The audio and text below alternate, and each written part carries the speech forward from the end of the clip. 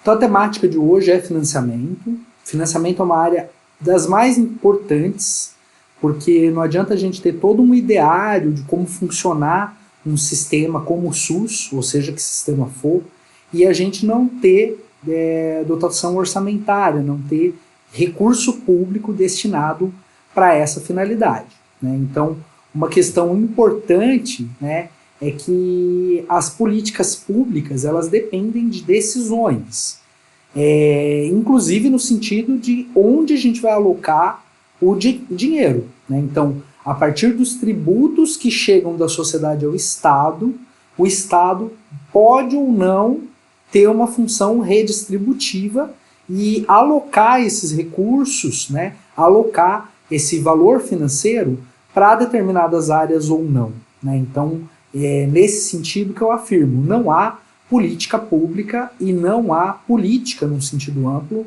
no sentido neutro, e a gente vai entender justamente para onde é que ideologicamente, em termos de conceito, de visão de Estado, os governantes se posicionam a partir do momento que se aloca ou não recursos para determinadas ações, né? E aí quando a gente pensa no histórico do financiamento da saúde no Brasil, isso é muito antigo, né? Então antes do SUS, a gente tem, por exemplo, os fundos de previdência e assistência social, desde a lei Eloy Chaves, se a gente for resgatar a ideia de retirada de salário, ou de parte do salário, contribuição do empregador e do Estado gerindo, primeiro as caixas, depois os fundos, institutos, e progressivamente até a constituição da Seguridade Social no Brasil, como nós conhecemos após 88, é uma longa história e parte sim de uma ideia de que é necessário recurso para várias áreas, inclusive a saúde, né?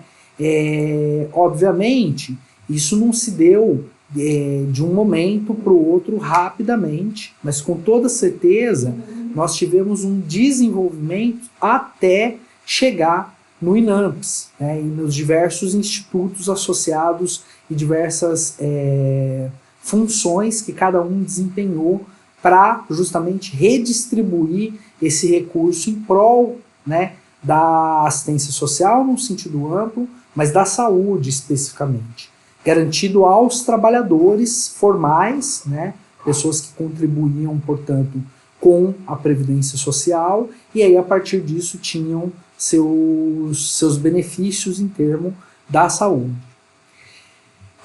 Quando a gente vai observar a partir da Constituição de 88, tem algumas diferenças importantes que vão ter impacto orçamentário importantíssimo, né? Você passa de um momento que aqueles que contribuíam a partir do vínculo formal têm esse acesso à saúde para um segundo momento em que todos têm. E aí, os fundos que vão ser necessários para possibilitar as ações de saúde vão ser os mais diversos, principalmente em termos de um sentido amplo, na verdade, no orçamento da Seguridade Social. Então, quando a gente observa as diversas contribuições sociais que existem no setor trabalhista e no próprio movimento do mercado, e mesmo em termos também do serviço público, nós vamos observar que grande parte disso é justamente para assegurar Seguridade Social num sentido amplo, não só a saúde, mas também a saúde. E nós vamos ter outros fundos, outras fontes de financiamento que vão ser previstas legalmente para que a gente tenha uma dotação orçamentária para as ações de saúde. E aí, essa mudança, né, a partir da Constituição, alcançando todas as pessoas e não mais apenas aquelas que tinham vínculo formal através da carteira de trabalho, modifica a demanda por saúde que o Estado vai prover. E, modificando a demanda, aumentando a sua atuação na população como um todo, obviamente isso vai custar muito mais do que custava antes. O desenvolvimento médico-hospitalar, que foi feito particularmente na época da ditadura militar, num certo sentido, previa um tipo de modelo que se esgotou, que ele nunca foi suficiente se torna mais insuficiente ainda a partir do momento que você expande para toda a população. E somado a isso, a gente ainda tem outros fatores, como por exemplo o envelhecimento populacional e a incorporação progressiva de novas tecnologias cada vez mais caras, que vão com toda certeza impactar em quanto se pode ou se deve, na verdade, gastar com a saúde. E ainda a ideia de judicialização que vem a partir do artigo 196 da Constituição, quando se afirma que saúde é um direito de todos e dever do Estado. Então, a grande parte, a gente vai ver um pouco mais para frente isso, grande parte ou parte do recurso vai ser para medidas judiciais, né, num mecanismo de garantia desse direito constitucional do cidadão. Então, os sistemas nacionais de saúde, sejam eles quais forem, vão acabar inseridos e tendo uma sua forma de atuar para a população em geral a partir dos sistemas de proteção social que vão se desenvolver de maneira mais importante no mundo a partir da década de 30 e 40, com a ideia particularmente de bem-estar social, né? No sentido de serviços, no caso do bem-estar social, dos welfare states, dos estados de bem-estar social, o foco dos serviços universais, então como saúde, educação, habitação e saneamento, seguros, no sentido de cobrir quando a pessoa está desempregada, acidentada, maternidade, do adoecimento que necessita de afastamento, e benefícios assistenciais, especificamente para condições de fragilidade, mecanismos que vão, num certo sentido, proteger e proteger as pessoas e aumentar a coesão social, numa ideia de fundo que vai ser guardado para a utilização nesses momentos, né? E nós temos basicamente 3 dimensões importantes nesse sentido do financiamento e do acesso à saúde, ou dos sistemas de saúde. Um é o financiamento propriamente dito, então pensar de onde vêm os recursos, e aí essa ideia de fundo público e fundo privado. O acesso, né, quem que pode ou não pode ter o acesso à saúde. Então, a gente vai ter modelos que são universais e restritos e aquela provisão, né, onde está a origem dos serviços prestados, se é pública ou estatal. E isso é interessante a gente pensar, porque o fato do acesso ser universal não significa necessariamente que o Estado deve prover todos os serviços de saúde, como por exemplo na Inglaterra, né, em outros países também. Nesse sentido, a gente vai ter 2 dimensões importantes. Uma dimensão que é o financiamento e o acesso. Então, maior importância de um fundo privado, ele vai levar a maior acesso mercantilizado de saúde e um potencial de promoção de justiça social menor. E a provisão, né, o aspecto da provisão dos serviços, no sentido de quanto que você tem ou não potencial para a justiça social ser administrada nesse sentido de redistribuição de recursos na sociedade que é profundamente desigual. E em termos de modelos de proteção, a gente já viu isso, né, mas a gente tem basicamente 3. Né, o social-democrata, que é financiado pelos impostos e de acesso universal, com elevado potencial de promoção e justiça social, por exemplo, Inglaterra, Suécia, França e Dinamarca, Noruega também. Os corporativos, né, ou seguros, que são financiados por contribuição compulsória, as pessoas necessariamente retiram parte do seu salário para compulsoriamente oferecer a esses seguros, a essas corporativas, e aí o acesso vai ser diferenciado conforme renda, né? Então tem um potencial de redistribuição de justiça social mediano, né, intermediário, e como exemplos a Alemanha, a Áustria e a Holanda. E o residual, que é o sistema público focado em grupos que são muito vulnerados, grupos com baixo poder aquisitivo e só para eles. E aí a ideia é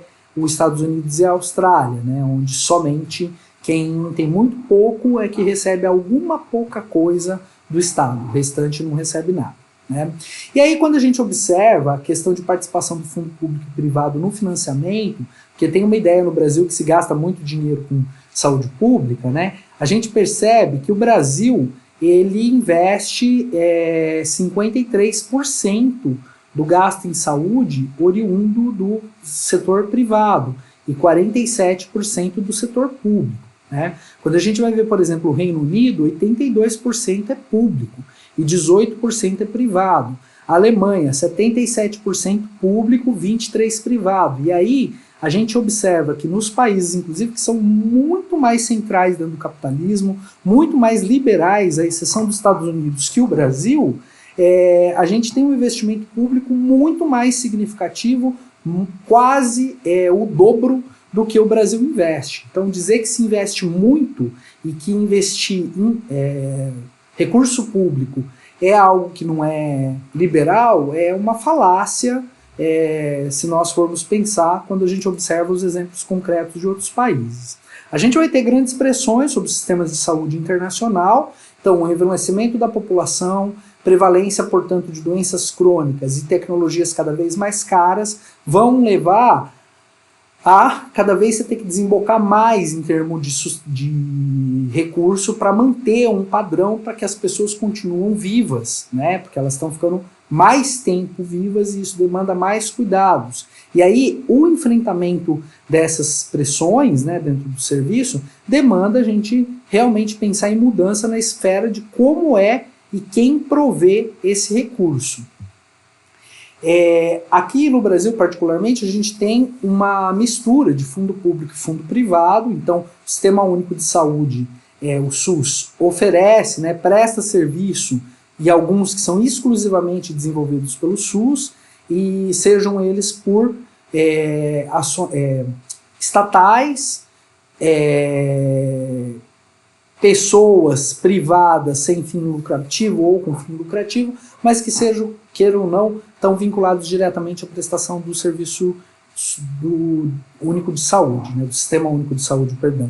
Nós temos também os fundos privados, e aí os planos de saúde e os desembolsos diretos, né, quando você paga, que aí também você vai ter tanto provido de qualquer um desses outros provedores também, né? De todo modo, a gente tem grande parte particularmente em termo hospitalar, do provimento misto, em que entra parte do público e parte do privado. Nosso sistema de saúde é muito difícil de ser entendido ou por um polo ou por outro, né? Até pela história de desenvolvimento do serviço privado atrelado a financiamento público e, ao mesmo tempo, a falta de desenvolvimento público necessitando comprar do privado.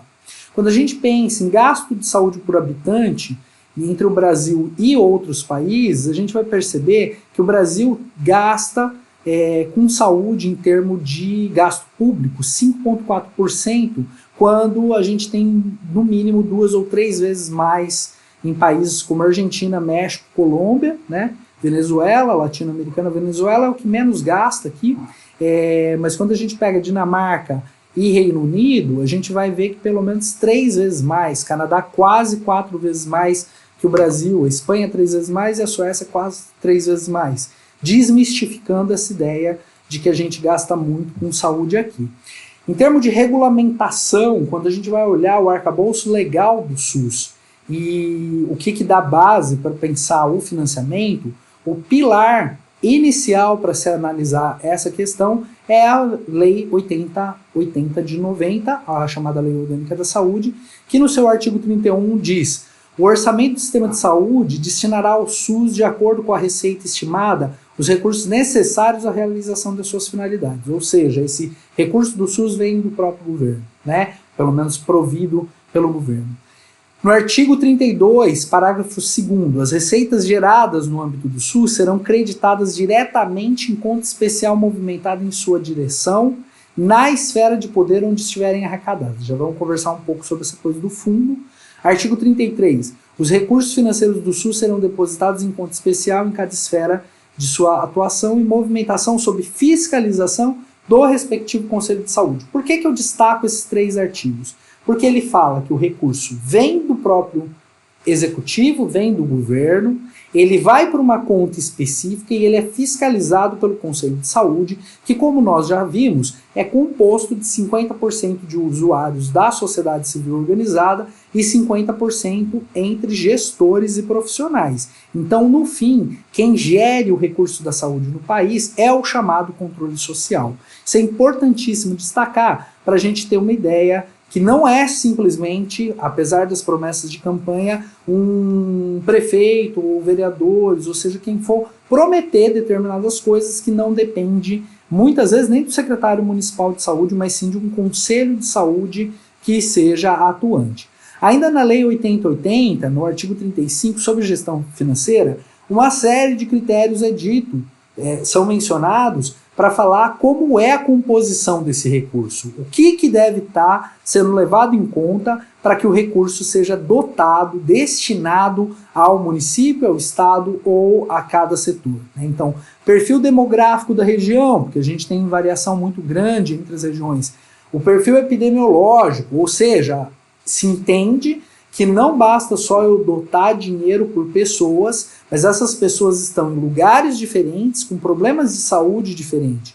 As características quantitativas e qualitativas da própria rede de saúde, na medida em que, por exemplo, nós temos uma grande diferença do desenvolvimento de rede de saúde entre litoral e interior, e entre capitais e interior do país, e entre as 5 regiões do país. Então, essas características, tanto qualitativas quanto quantitativas do desenvolvimento da rede, vão impactar diretamente em como o recurso vai ser financiado.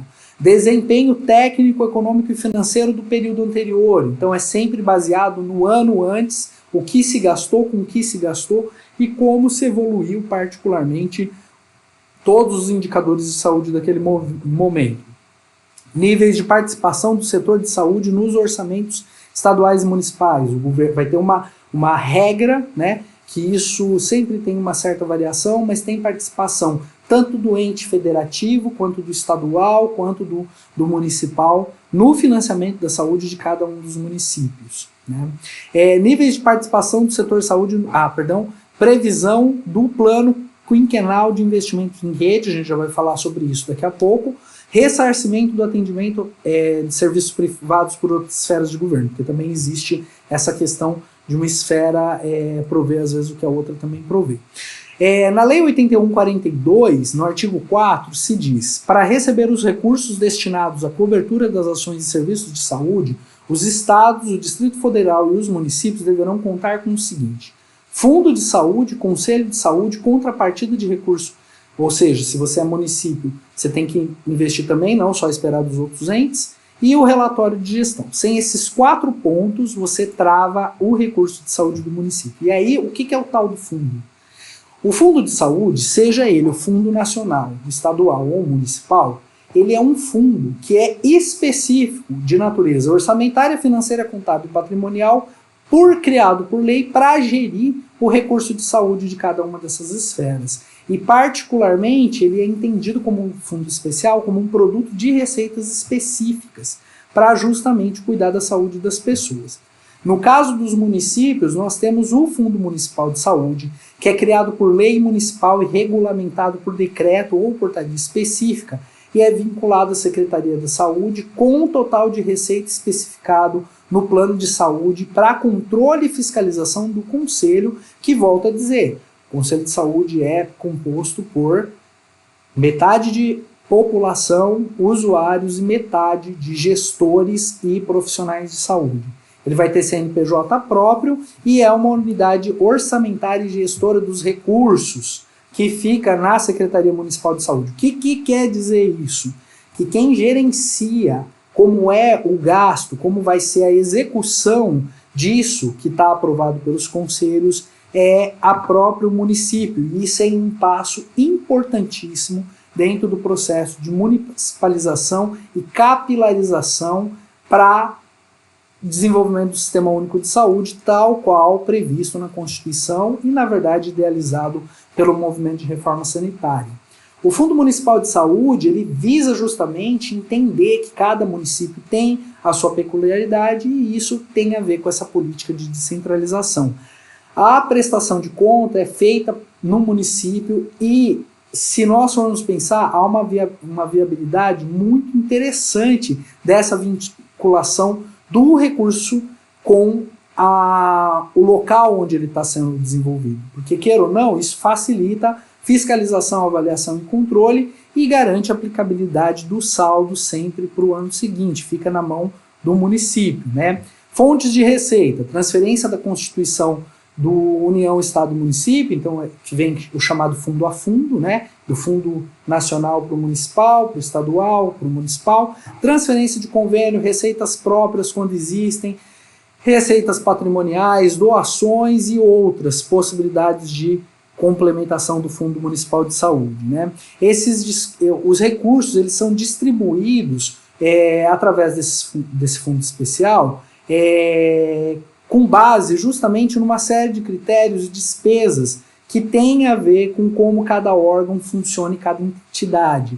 E essa transferência de recurso, ela tem uma parte que é automática, per capita, né, o PAB, no caso do piso de atenção básica, é por número de pessoas, mas você vai ter uma outra parte que tem a ver com o financiamento de programas específicos. Então, cada coisa que o município adere, cada contrato, cada mudança de parâmetro, né, como o Ministério da Saúde faz com que as políticas públicas que tentam tornar o SUS concreto conforme idealizado, virem na ponta. Ele vai financiando as ações. Então, cada ação que o município resolve fazer, ele faz um convênio, seja com o Estado ou seja com a União, e aí ele recebe um complemento a mais para pagar, né, essas ações e fazer com que elas se tornem efetivas nos municípios. Então, cada tipo de programa, cada coisa que acontece no município tem um financiamento, um estímulo financeiro, orçamentário para que isso aconteça, né? É interessante pensar isso, né? Que é um sistema extremamente complexo que não é simplesmente manda o recurso e ele faz o que quer. Ele vai obedecer, cada município vai obedecer determinadas diretrizes de fomento, né, de estímulo através do Ministério da Saúde, através das políticas públicas de saúde, mas com a fiscalização e aprovação do Conselho Municipal de Saúde, que geralmente apresenta esses relatórios na Câmara de Vereadores para apreciação da população e do Legislativo. Então, num certo sentido, toda a sociedade se envolve, e isso é um ato, para além da questão de problematizar como é que o sistema de saúde funciona, ele também é importante para a democratização das decisões e transparência no uso dos recursos, assim como das ações que vêm do Ministério da Saúde, emanam do Ministério da Saúde, né? Em termos de mecanismo de transferência, então, a gente vai ter o Fundo Municipal de Saúde. Obviamente tem recurso do Tesouro Municipal que deve ser vinculado às arrecadações de impostos e taxas, aos repasses tributários, aqueles que são diretos, né, tanto no Fundo Estadual quanto no Fundo Municipal, mas de todo modo, o principal é aquilo que vem do governo federal e vai para o Fundo Municipal de Saúde em geral, né? Esses critérios de transferência de recursos são baseados também primordialmente no número de habitantes do município, o valor per capita. Mas vão depender também de quanto que o município vai fazendo em termos de prestação de serviço, havendo sempre um repasse global fixo, mas outras questões que vão entrando para que haja estímulo de políticas específicas, né? Por exemplo, os serviços hospitalares via emissão de autorização de internação hospitalar. A AIH, ela não é só uma sigla, ela significa dinheiro em determinado município que tem esse tipo de ação, por exemplo, né? Então esse repasse, num certo sentido, ele é variável. Ele vai ser gerido, em termos de município, pela Secretaria Municipal de Saúde, e isso com certeza permite maior flexibilidade e autonomia da gestão, né? E facilita com certeza também o repasse entre as esferas, garantindo que não seja, né, pego determinado dinheiro e repassado para outra finalidade dentro do município. Por isso, há uma grande participação do controle social que fiscaliza, e a lei de responsabilidade fiscal que fica muito atenta, muita gente olhando para saber como é esse recurso, e há uma certa um mecanismo muito intenso e muito pesado de como gerir esses recursos, né? E a fiscalização não é só do Conselho Municipal, mas do Tribunal de Contas também. Então, se a gente for pensar, o financiamento da saúde ele tem um elemento que vem, né, dos recursos da União, outros de recursos próprios e outros de recursos de fontes próprias, de outras fontes, né? Que vão se transformar em ações e serviços de saúde quando os municípios obedecem aquilo que foi planejado, como a gente vai ver mais no finalzinho dessa aula, né? Então, o orçamento da saúde, ele vai destinar um dinheiro para o Fundo Nacional de Saúde, que vem de impostos e contribuições da nação, né, para o governo federal. Os recursos, né, de custeio da assistência, eles vão ser alocados e nós vamos ter limites disso em termos estadual e municipal. Então a gente tem a transferência fundo a fundo, que vai do estado e do município, né, do governo federal para lá, os convênios, quando existe um programa específico que o Ministério da Saúde quer desenvolver com este estado ou com este município, e uma remuneração por serviço prestado, no caso de serviços de estabelecimentos de saúde. Em termos de fontes, né, nós vamos ter os impostos diretos e os impostos indiretos. Então, o que é imposto direto? Imposto de renda, IPTU, ITR, entre outros, né, em que diretamente a renda ou patrimônio é destinado uma parte como imposto para sustentar a saúde. E temos os impostos indiretos, ICMS, ISS, PIS/COFINS, IPI, a antiga CPMF, né, que não existe mais, mas todos eles, parte ou, como a CPMF deveria, toda ela iria para a saúde, né? Num certo sentido, tem uma diferença. Quando eu pego imposto direto, eu acabo fazendo com quem tem mais, pagando mais. E quando eu foco em imposto indireto, as pessoas mais pobres acabam pagando proporcionalmente mais do que as mais ricas. Então, quando a gente observa, por exemplo, esse gráfico de IPEA de 2008, né, e a gente vê o total de carga indireta sobre a renda destinada à saúde ou aos impostos em geral, famílias que recebiam de 0 a 400 reais destinavam 21% dos seus gastos para impostos.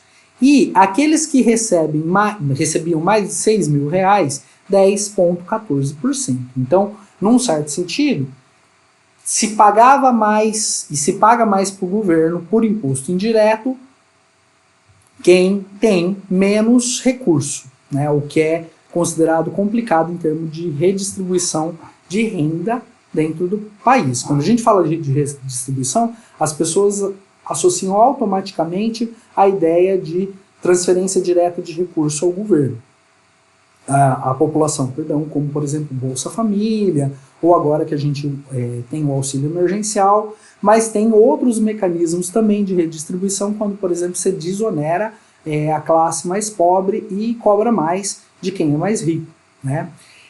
Esse processo de financiamento, né, da saúde, ele tem diversos instrumentos, né, em termos de gestão.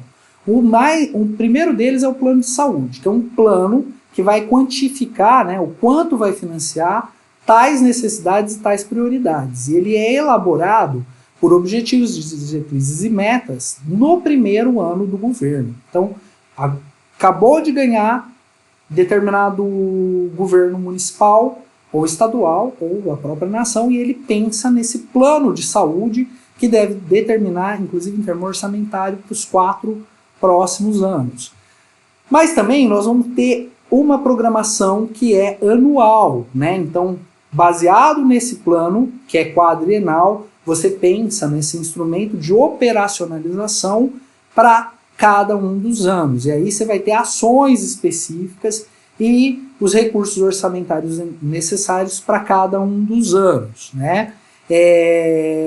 De forma que a gente vai ter um ciclo, né? Então, no primeiro ano é estabelecido o plano de saúde, por exemplo, 2012 2015, né, desse exemplo, e aí você vai tendo tanto a programação anual e depois os relatórios que vão gerar o do segundo ano, o do terceiro e o do quarto ano para a próxima gestão, que começa todo o ciclo de novo, né? Isso mesmo que a gente não saiba é feito, e se não é feito, é travada a várias fontes de financiamento e orçamentos dos municípios, né? Nós temos também a PPA, né, o Plano Plurianual, que vai estabelecer de maneira regionalizada, vai se pensar para além, né, daquela esfera, às vezes, o que vai ser realizado, e é feito pelo Poder executivo de maneira quadrienal e programado para pensar em questões que são de ampla duração. A lei de diretrizes orçamentárias, que é o Poder Executivo também que tem iniciativa, ela é fundamental porque é onde vai se pensar nas metas e prioridades, incluindo as despesas para o exercício financeiro subsequente, quer dizer, o ano seguinte. Então, é daí que vem o recurso, a dotação de recurso para o ano seguinte, né? A lei orçamentária anual, que são as receitas físicas e despesas dos governos, e como que isso vai sendo distribuído, né, seja e as fontes, né, seja de maneira direta ou indireta, né, ele é anual.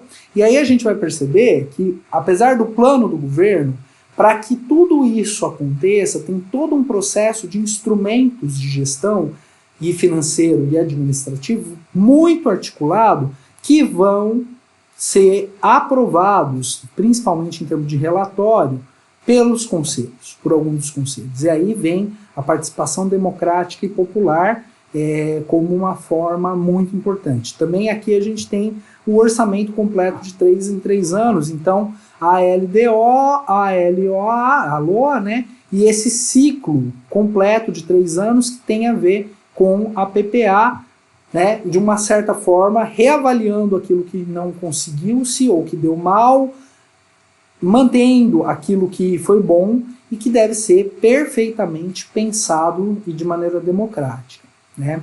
Então, para a gente retomar um pouco, né, coisas que a gente já conversou, a própria Conferência de Saúde é um instrumento que vai incidir nesse processo, porque ela vai fazer um diagnóstico a cada 4 anos de quais são os grandes problemas de saúde daquela esfera de governo, seja municipal, estadual ou nacional.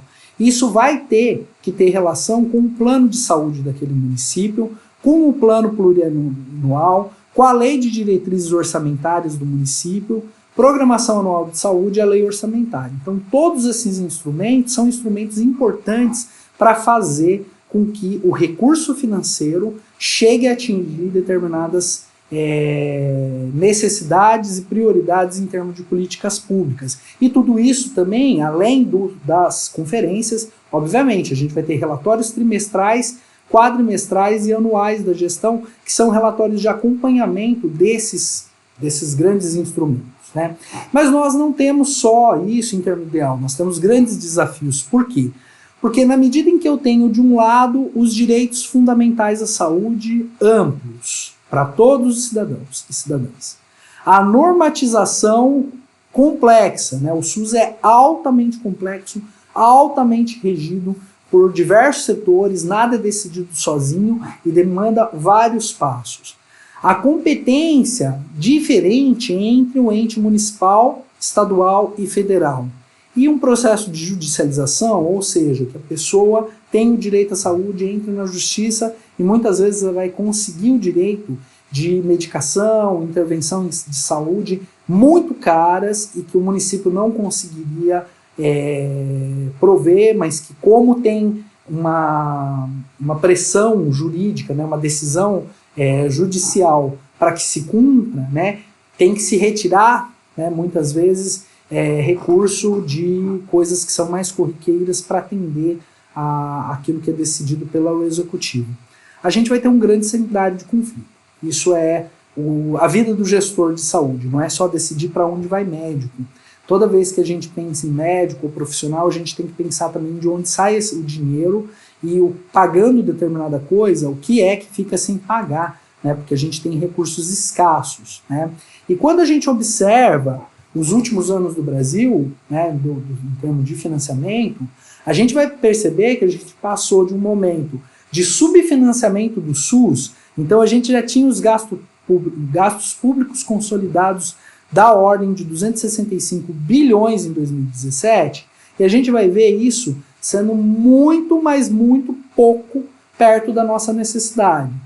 Em 2016 nós vamos ter a Emenda Constitucional 95, que fixa o piso federal das ações e serviços públicos de saúde, congelando por 20 anos esse montante, que já era pouco, a gente já viu comparativamente com outros países, e aí, progressivamente, nós vamos ter o desfinanciamento com a retirada ainda de financiamentos que eram feitos pelo governo federal, porque se faz se toma determinadas decisões em não financiar. Então, aquilo que já era pouco foi congelado por 20 anos e ainda se retirou um pouco do extra que se tinha, né?